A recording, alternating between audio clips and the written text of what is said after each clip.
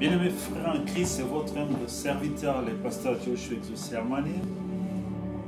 Je profite de cette occasion pour que nous puissions partager quelques pensées profondes de la parole de Dieu, quelques pensées fondamentales de la parole de Dieu, et surtout l'attitude chrétienne devant les circonstances de la vie, devant les problèmes de la vie. Vous savez, nous vivons dans un monde où personne croira en toi aussi longtemps que tu ne crois pas en toi-même. La première des choses, tu es appelé à croire à ce que Dieu a fait de toi. À croire à ce que Dieu a dit de toi. Qu'est-ce que Dieu a dit de toi? Regarde la Bible, regarde la parole de Dieu. Toutes les promesses de Dieu qui sont dans la Bible, ils sont pour toi. Alors, aussi longtemps que tu ne sauras pas qu'il faut que tu puisses apprendre à commencer à croire que ça m'appartient, c'est que Jésus a accompli sur la croix, c'est pour moi. Rien et absolument rien n'avancera dans ta vie. La foi vient de ce qu'on entend vient de la parole de Dieu. Si ce que nous écoutons ne nous servent pas, parce que tout ce que nous écoutons, ce n'est pas seulement pour écouter, non. Il faut que ce que nous écoutons puisse trouver place. Il faut que la parole que nous écoutons puisse trouver place dans nos cœurs. Qu'est-ce que ça veut dire? Je reçois la parole de Dieu. Je médite cette parole. Parce qu'en méditant la parole que tu as écoutée, cette parole prend, qui est une sémence, va prendre des racines dans ton cœur. La parole que j'ai écoutée devient une préoccupation profonde dans ma vie. Et je la mène dans la prière, dans la présence de Dieu. Je crois cette parole, je déclare cette parole, je fais que cette parole devienne mienne. Comme une promesse que Dieu m'a dit. Une promesse que Dieu m'a parlé. Ça me concerne. Il est question de moi. Voilà ce qui est écrit dans Hébreux chapitre 10, je crois. Seigneur, tu n'as voulu ni sacrifice, ni holocauste, ni offrande. Mais tu m'as formé un corps. Et voilà, je viens dans les rouleaux du livre. Il est question de moi. Dans ce livre, la Bible, la parole de Dieu, il est question de moi. Il parle de moi. Je crois cette parole avec fermeté. Je marche avec ça. Je déclare, je confesse ça. Comme étant une réalité dans ma vie. Et c'est là où le Saint-Esprit entrera en action pour produire les fruits de la parole. Aussi longtemps que tu ne crois pas, tu attends quelque chose pour vous.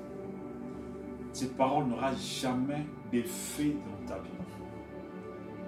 Cette parole ne produira jamais de fruits dans ta vie. Et voilà la définition de connais-toi toi-même. Croire à ce que tu es. Croire aux dons que tu es.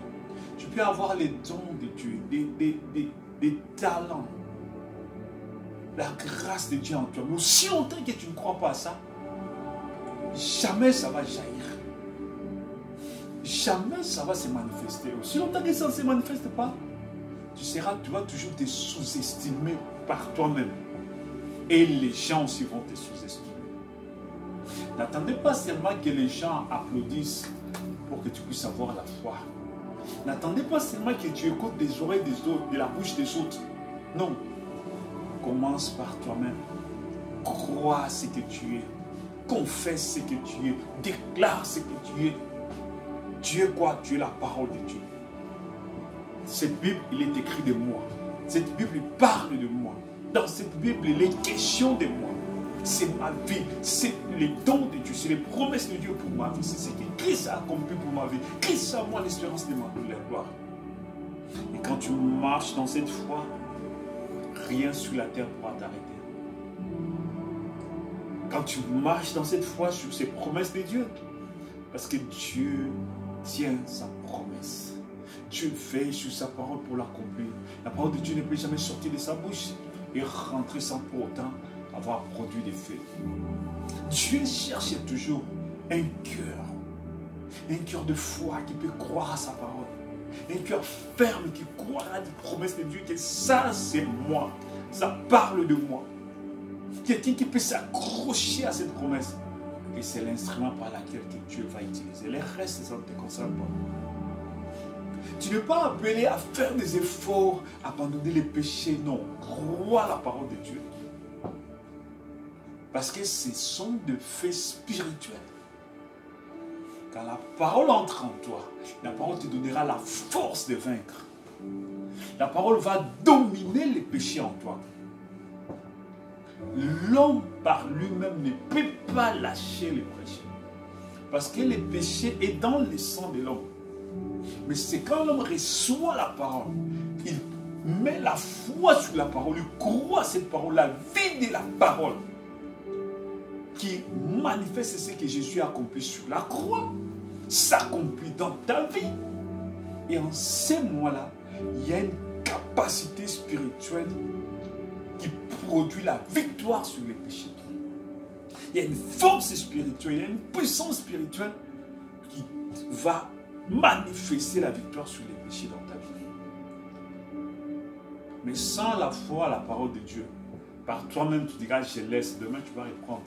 Je laisse, demain tu vas reprendre. Non, ce n'est pas ta faute, c'est parce que tu ne sais pas que c'est par la foi à la parole de Dieu, par ce que Jésus a accompli sur la croix. C'est ta foi entre dans ça. C'est un mystère.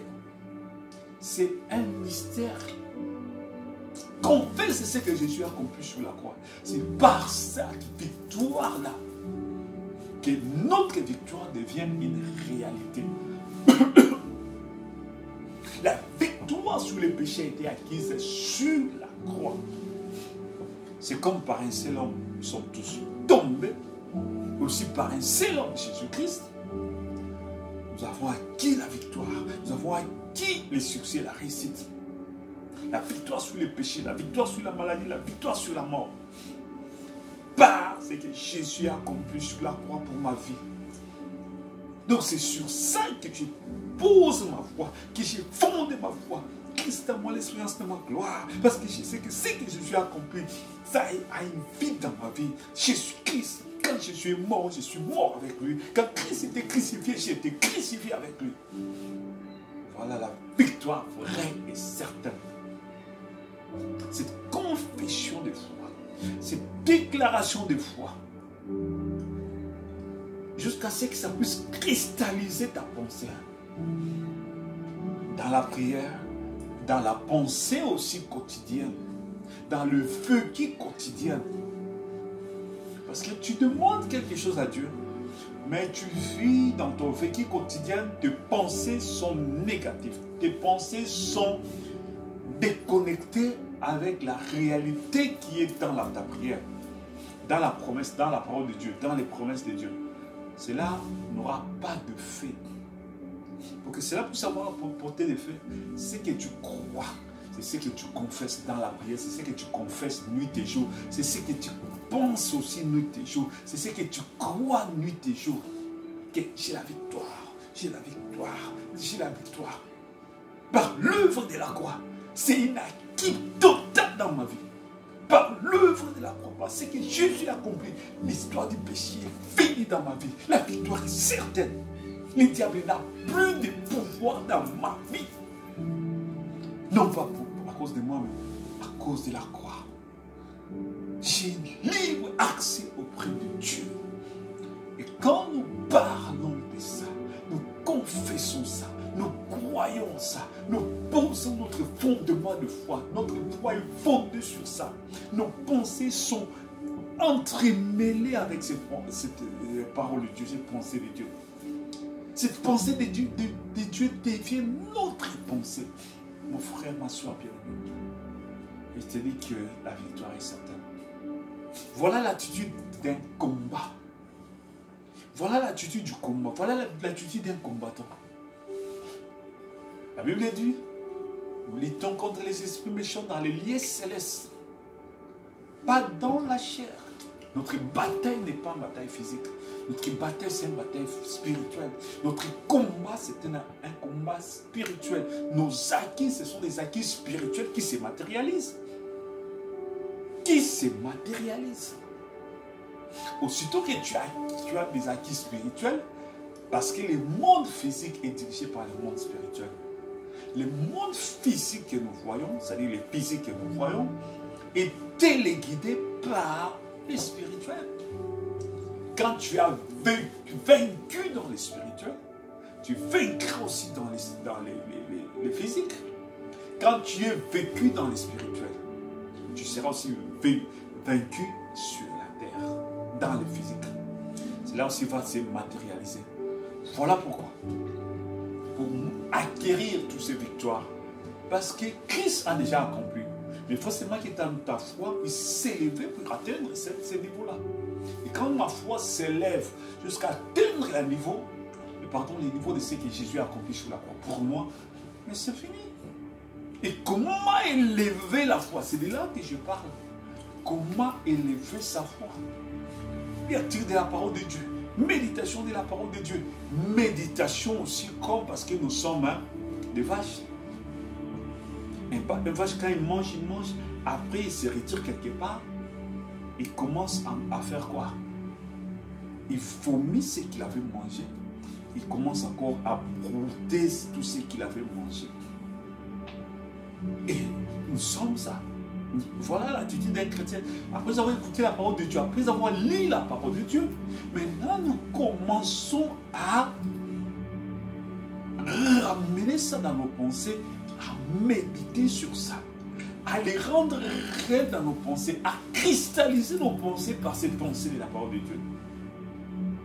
Et quand nous cristallisons nos pensées au travers de la pensée de Dieu, nous confessons dans nos prières. Et là, parce qu'il y a des choses que Dieu t'a déjà données, mais tu ne peux pas encore demander. Non, non, non, non. Il ne faut pas plus demander ce que Dieu t'a déjà donné. Ça devient maintenant une confession, une prière de confession, de déclaration de foi, une prière de victoire. Seigneur, je sais que tu as accompli telle chose pour moi.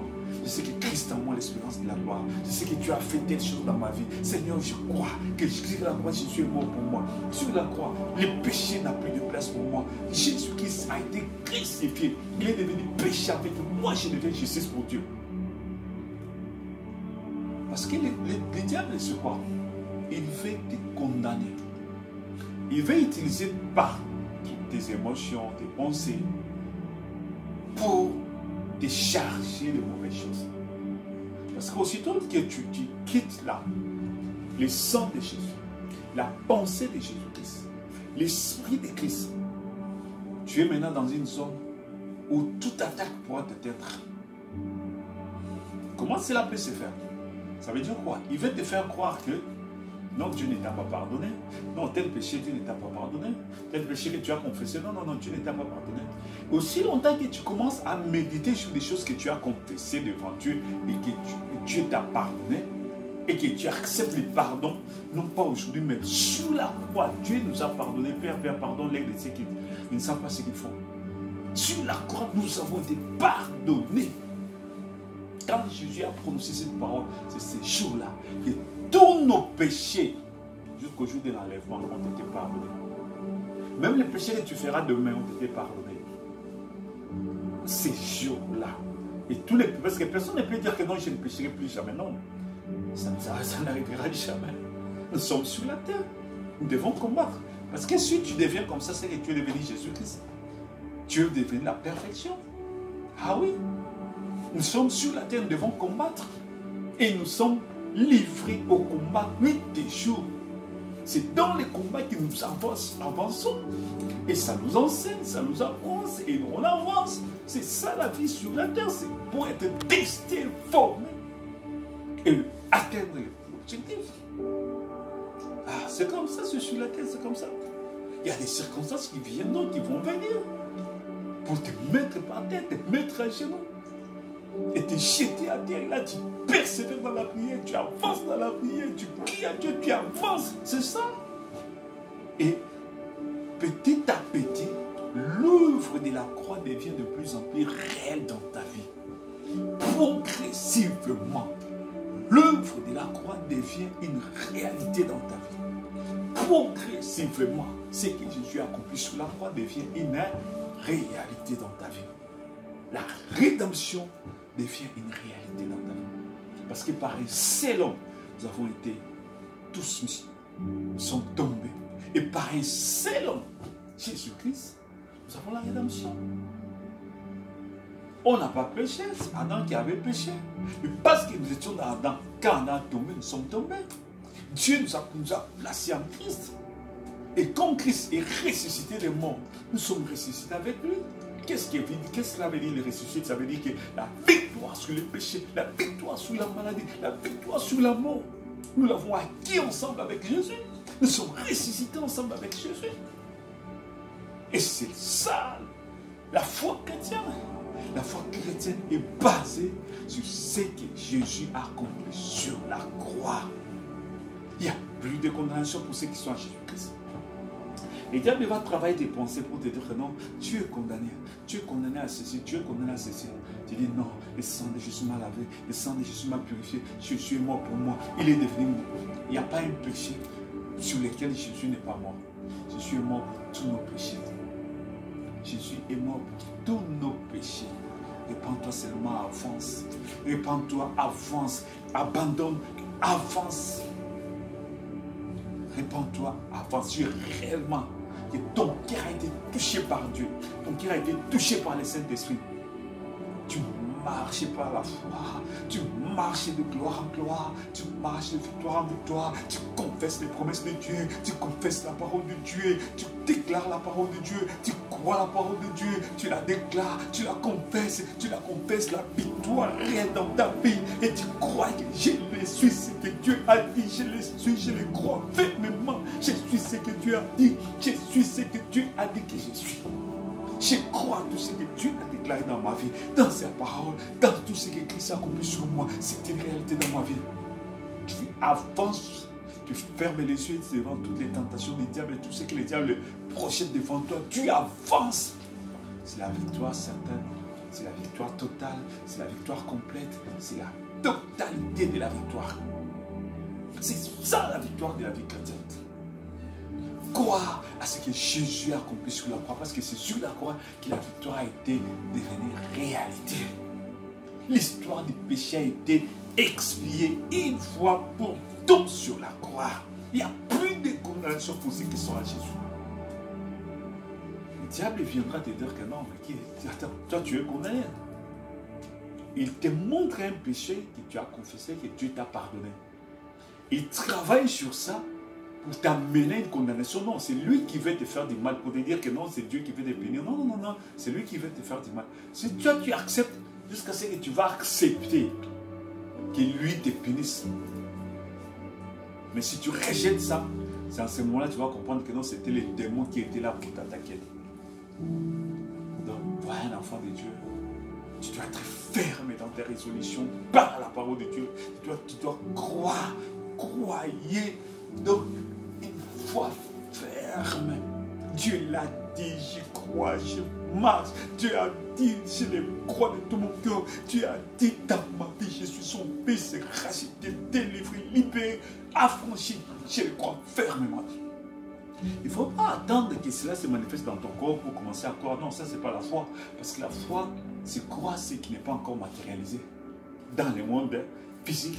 Mais tu crois quelque chose qui est dans le monde spirituel, mais qui n'est pas encore matérialisé dans le monde physique. C'est ça la foi.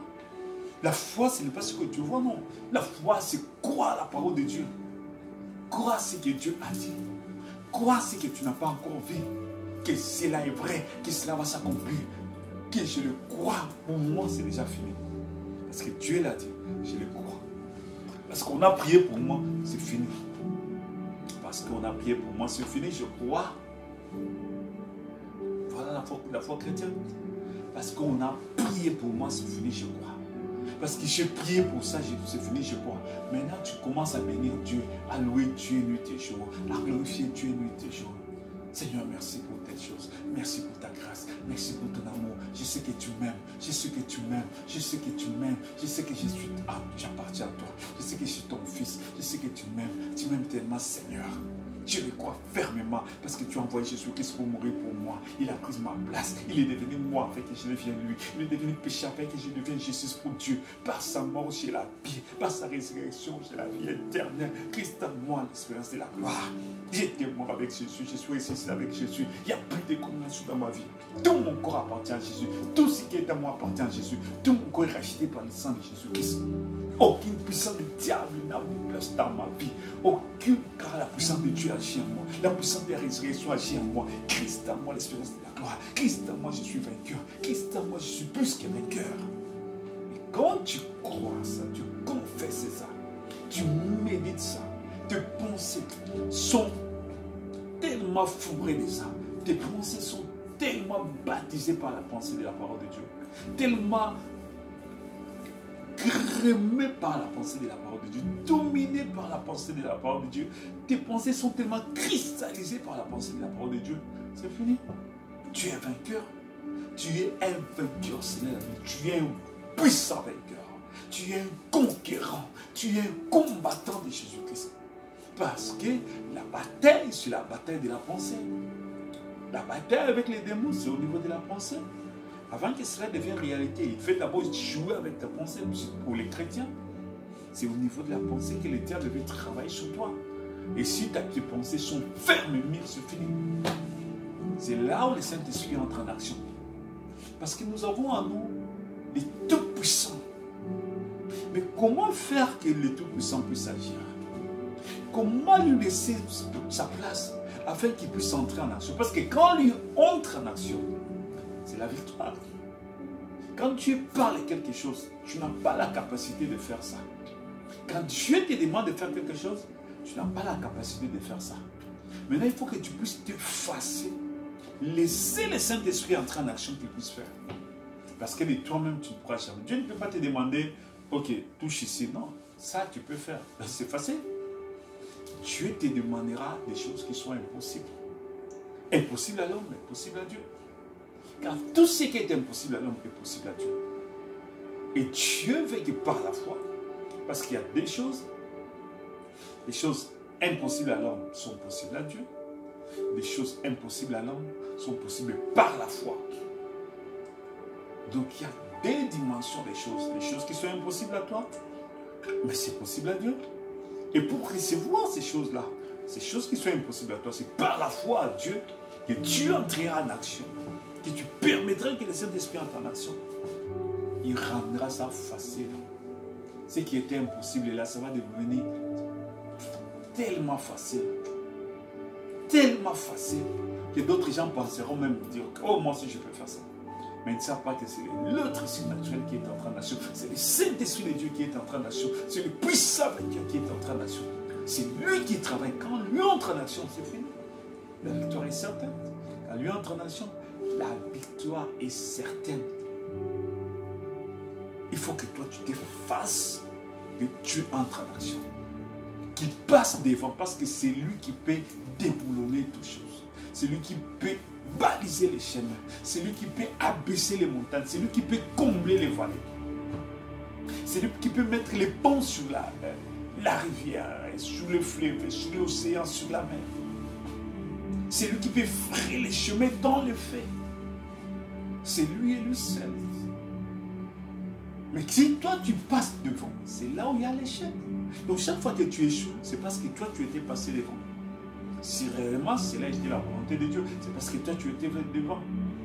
Mais si tu laisses Dieu passer devant, c'est fini. La victoire est certaine parce que c'est lui qui a la clé. Toutes les portes qui sont fermées là, lui il a la clé. En une seule seconde, il va ouvrir tout. Le même jour, Joseph était dans la prison le matin. Le même jour, le soir, quand le Saint-Esprit était en train d'action, Joseph était applaudi, était loué, couronné, était loué. Les genoux se sont fléchis devant Joseph. Même les chefs de la prison, qu'il appelait prisonnier, avaient du respect envers Joseph. Même la personne qui avait mis Joseph dans la prison pouvait se prosterner devant Joseph, lui donner du respect. Pourquoi? Parce que Dieu est en train d'action pour confirmer sa parole. Quand Dieu est en train d'action pour confirmer sa parole, l'impossible devient possible. Les difficiles deviennent faciles. Personne sur la terre peut stopper Dieu. Personne sur la terre peut empêcher Dieu de faire ce quand il veut agir. Personne, personne, personne. Dieu, quand il dit la chose, il s'accomplit. Ça va s'accomplir réellement. Parce que quand Dieu déclare la chose s'accomplit, il n'y a rien, absolument rien qui peut l'empêcher. Alors, c'était votre aimé serviteur, Joshua Tissamani. Veuillez me suivre dans la continuité de cette série des enseignements sur notre foi, la foi chrétienne, la foi, les promesses de Dieu, la foi, la parole de Dieu. Que nous puissions persévérer dans ces choses-là parce que nous sommes vraiment au temps de la fin, un temps tellement difficile. Il y a pas mal de choses qui sont devant nous. Mais c'est par la foi que nous allons escalader toutes ces choses et la rendre facile. Mais sans la foi, ça sera vraiment difficile. Voilà pourquoi j'appelle tous les enfants de Dieu à marcher par la foi et non par la vue. À regarder plus à Dieu, aux promesses de Dieu, aux choses qui sont sur la terre. Car personne ne croira en toi, personne ne te fera confiance aussi longtemps que tu ne fais pas confiance en toi. Faire confiance en toi, ça veut dire faire confiance à Dieu et à Dieu qui est en toi. Tu fais confiance à Dieu, les promesses de Dieu sur ta vie, tu crois à ça, c'est la Bible, tu crois à ça. Donc tu crois à la parole de Dieu en toi, aux promesses de Dieu en toi, la présence de Dieu en toi. C'est ça, croire en toi. Croire en toi veut dire que croire à Dieu dans ta vie. Et tu vois que tout le monde te fera confiance. Tout le monde croira en toi. Dieu vous bénisse richement. Amen.